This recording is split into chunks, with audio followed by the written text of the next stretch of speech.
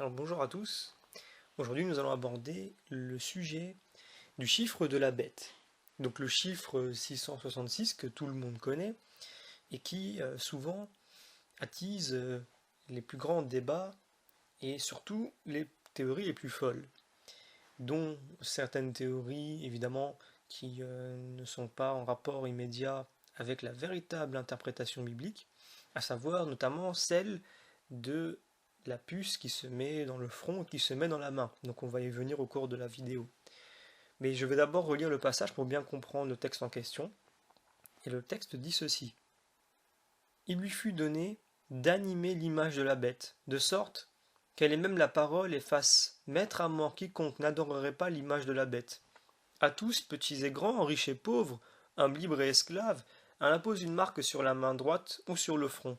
Et nul ne pourra acheter ou vendre s'il ne porte la marque, le nom de la bête ou le chiffre de son nom. C'est le moment d'avoir du discernement. Celui qui a de l'intelligence, celui-là qui interprète le chiffre de la bête, car c'est un chiffre d'homme, et son chiffre est 666. Donc ce sont les versets que l'on retrouve dans le livre de l'Apocalypse, au chapitre 13. Donc comme je l'ai dit au début de la vidéo, elle a été souvent interprétée de façon un petit peu fallacieuse, voire des interprétations qui ne sont pas du tout à la hauteur de ce qu'on peut attendre justement d'une interprétation biblique. Donc je tiens d'abord à remettre les choses en perspective. Lorsqu'il est question dans la Bible d'écriture de ce type-là, donc là nous sommes dans le livre de l'Apocalypse, ce qui veut dire qu'il y a un sens particulier, voire plusieurs sens à récupérer. Il faut savoir aussi que la Bible est intemporelle, donc si elle est intemporelle, elle fonctionne non seulement dans tous les âges et pour toutes les personnes, tous les types de cas, partout sur Terre. Donc on aurait pu très bien lire ce texte-là il y a 1000 ans, comme on pourrait le lire dans 2000 ans, et on pourrait faire une interprétation qui correspond à l'époque, mais qui toujours, évidemment, garde une logique. Donc, on comprend bien que ce texte-là, comme le livre de l'Apocalypse, un jour je ferai une vidéo dessus, ne parle pas du futur ou de la fin des temps uniquement. Ce sont également des événements passés, des événements qui se déroulent et des événements qui vont arriver. En fait, le livre de l'Apocalypse, contrairement à l'image qu'on en a souvent venue du monde protestant et du monde cinématographique américain particulièrement aussi très influencé par le protestantisme, c'est que le livre de l'Apocalypse en fait ne concerne que la fin. Alors qu'en réalité, le livre de l'Apocalypse est un formidable résumé de l'ensemble de la Bible et c'est un texte qui se lit sur le passé, sur le présent et sur le futur. Donc ça, nous y reviendrons dans une autre vidéo. Mais là, sur le chiffre de la bête, eh bien, il n'est pas difficile de comprendre véritablement ce que cela veut dire, puisque le texte lui-même le rappelle, c'est un chiffre d'homme. C'est-à-dire que nous sommes capables de comprendre ce que ce chiffre veut dire. Et nous n'avons pas besoin d'aller dans la numérologie ou dans des interprétations ésotériques. C'est quelque chose de très simple à comprendre. Donc je vais prendre plusieurs explications. La première, on comprend que le 6 a forcément rapport avec le 7, puisque le 6 étant le chiffre sans Dieu, et le 7 le chiffre avec Dieu. Donc pour bien comprendre ça, on se rappelle que dans la Bible, Dieu a créé l'homme le sixième jour, et qu'il a tout créé jusqu'au sixième jour, et qu'au septième il se reposa. C'est-à-dire dans le sens où le septième jour est consacré à Dieu. C'est un jour spirituel. Donc il y a 6 jours de travail pour subvenir à ses besoins, pour vivre, et le septième jour est normalement consacré à Dieu. Donc on ne travaille pas. Donc c'est comme ça que la Bible nous le présente au début. Bien qu'évidemment tous les jours sont consacrés à Dieu, mais il y a un jour particulier où il faut le consacrer complètement à Dieu. Donc c'est le septième jour. Et donc on comprend qu'il y a un rapport justement avec la relation avec Dieu, entre le 6 et le 7. Dans le 6, il n'y a pas la relation avec Dieu. Dans le 7, il y a la relation avec Dieu. Donc dans le 6, il y a l'homme sans Dieu, l'homme qui ne fait que travailler, qui trouve sa finalité dans le monde terrestre uniquement. Et le 7, l'homme avec Dieu. Donc l'homme qui travaille, mais qui voue sa vie avec Dieu, qui voue sa vie à Dieu, et qui comprend que la terre ou les 6 premiers jours, sont un passage temporaire. Il ne faut pas le nier, il faut le vivre, parce qu'elle a une utilité, mais la finalité c'est Dieu. Donc c'est le 7e jour, c'est la relation avec Dieu. Donc le monde finalement n'est pas la finalité de l'homme quand il est frappé du chiffre 7, mais elle est temporaire, un moyen en vue d'une fin qui est vivre avec Dieu. Donc c'est le signe de 7 jours. Au 7e jour, ou 7e ciel, eh bien, nous vivrons dans la vision béatifique, dans le bonheur de la vie au sein de la Trinité avec Dieu. Et donc nous serons comblés de tous nos désirs, de tous nos besoins perpétuellement par la seule vue de Dieu. C'est le 7e jour. On a d'autres exemples dans la Bible. On sait aussi dans l'Ancien Testament que la loi elle indiquait au maître qui possédait un esclave de le garder 6 ans et de le laisser libre la 7e année sans qu'il n'ait rien à payer.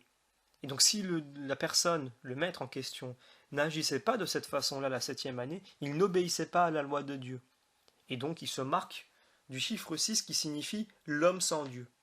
C'est exactement ça. En réalité, l'homme sans Dieu est frappé du chiffre 6. L'homme avec Dieu est frappé du chiffre 7. Et donc la confirmation 3 fois le chiffre 6, c'est véritablement que cette personne-là a voué de façon volontaire sa vie sur terre pour le monde terrestre sans Dieu. Et là, on comprend tout de suite véritablement le sens du chiffre 666. Il suffit de penser, ne serait-ce qu'à toutes ces personnes sur terre qui, en échange d'un pouvoir, qui soit un pouvoir spirituel ou un pouvoir seulement terrestre, donc je pense peut-être à des chefs de groupe, je pense à des politiciens, etc. Des personnes à qui on va donner un pouvoir quelconque en échange de l'argent, mais ce pouvoir qui sera payé, donc par de l'argent, sera en échange justement d'action ou d'une mentalité qui sera sans Dieu. Donc je vais m'expliquer un peu plus clairement. Aujourd'hui, par exemple, un politicien, parce qu'on sait bien que les politiciens, en bonne partie, vouent leur vie, en tout cas au monde terrestre, en échange de biens, en échange d'un pouvoir et d'une excellente rémunération, d'une excellente protection, mais derrière, ils obéissent évidemment à des commandements qui sont plus hauts. On comprend bien, et c'est un secret de Polichinelle, que les présidents ont en fait peu de pouvoir. Derrière, il y a les finances, et il y a au sein des finances des lobbies qui sont bien plus puissants que le simple président qui est là avec ses quelques ministres qui sont là un petit peu comme des marionnettes. Derrière, il y a quelque chose de beaucoup plus fort. C'est pas le président qui décide, c'est la finance. Donc, on comprend bien que quand les politiciens nous disent qu'ils sont contre la finance, contre les riches, ce sont des simagrées qu'ils font devant les hommes pour les tromper. Mais derrière, ils acceptent de se délier de Dieu en échange justement d'un pouvoir et de l'argent. Donc ils sont frappés du chiffre 6. Et comme ils sont confirmés dans cet acte-là, et que leur volonté ne change pas, eh bien ils sont frappés 3 fois du chiffre 6. Ils confirment véritablement ce détachement de Dieu en échange d'un pouvoir. Donc quand je dis en échange d'un pouvoir, c'est ce que le texte dit. On ne pourra plus manger, ni boire, plutôt vivre même, sans le chiffre de la bête. C'est-à-dire que lui accepte peut-être de se démarquer des tumultes de la vie que nous pouvons vivre tous les jours, en échange justement d'accepter une idéologie où la terre serait la finalité et où Dieu n'existerait pas. Donc c'est intéressant de développer ce sujet-là de façon plus profonde. Un exemple, je peux tout à fait être un animateur télévisé, un émetteur de télévision, ou je peux être tout à fait un reporter ou un journaliste, et parce qu'on me l'a commandé, et parce que je suis payé pour ça, on m'a demandé de mentir sur des faits qui pourraient rapprocher les hommes, eh bien, soit entre eux, soit de Dieu. Donc, par exemple, je pourrais être un journaliste, comme on le voit actuellement en France, qui ne rapporte pas les faits de dégradation, de violence, ou tout simplement de vol sur les édifices, ou sur les lieux de culte chrétiens ou les cimetières chrétiens, en échange d'une rémunération qui les fait taire. Ça s'appelle être frappé du chiffre 666.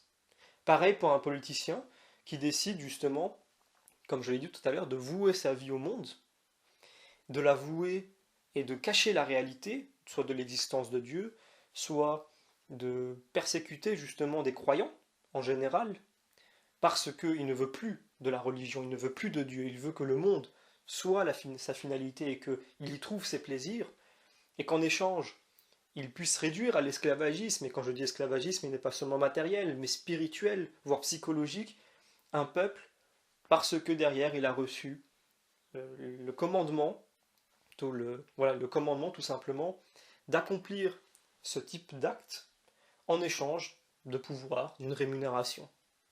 Quand le texte en lui-même parle de front et de main droite, il y a un symbole derrière, comme dans l'Ancien Testament. Le front, c'est l'adhésion idéologique, l'adhésion intellectuelle à un projet où Dieu n'existerait pas et que le monde serait la finalité. Et évidemment, la main représente la réalisation matérielle de cette adhésion-là. Donc c'est véritablement la confirmation de la personne dans un plan où Dieu n'existerait pas, où l'homme serait Dieu. C'est ça véritablement l'interprétation à donner. Et d'ailleurs, pour répondre justement à cette histoire de puce, eh bien, on peut se rappeler par exemple de Benoît XVI, lorsqu'il était jeune et qu'il a eu la malchance de naître durant la jeunesse hitlérienne, où il a été forcé de porter l'habit nazi. Il y a des photos comme ça qui circulent sur Internet. Eh bien, lui-même n'a jamais adhéré à l'idéologie nazie, malgré le fait qu'il ait été obligé de porter l'uniforme, voire même de porter le symbole sur lui. Donc le seul fait de porter un symbole sur soi ne suffit pas à adhérer à un courant idéologique. Par contre, on peut tout à fait y adhérer sans avoir le symbole sur soi. Donc il ne faut pas s'arrêter à l'interprétation matérielle, visuelle des choses. Si demain des personnes porteraient une puce, eh bien on peut être tout à fait contre ce système-là. Eh bien, si quelqu'un me le porterait, mais qui n'en connaît pas les conséquences et qu'il pense, ou qu'il tombe dans le piège de l'argumentation qui va le pousser à porter ça, peut-être que lui n'a absolument aucune idée de l'idéologie qu'il peut y avoir derrière, et il porterait quand même cette puce. Mais lui n'a pas adhéré à l'idéologie qui est derrière. Donc il faut faire attention à ne pas se tromper entre le matériel et l'immatériel, ou alors les causes et les effets. Attention, parce que derrière on peut se faire avoir parce qu'on ne voit pas. Et donc voilà, donc je terminerai cette vidéo comme ça. On comprend bien que c'est ça, le chiffre de la bête, et ce chiffre de la bête sera encore plus fort dans la fin des temps, puisque ce sera le règne du dernier antéchrist.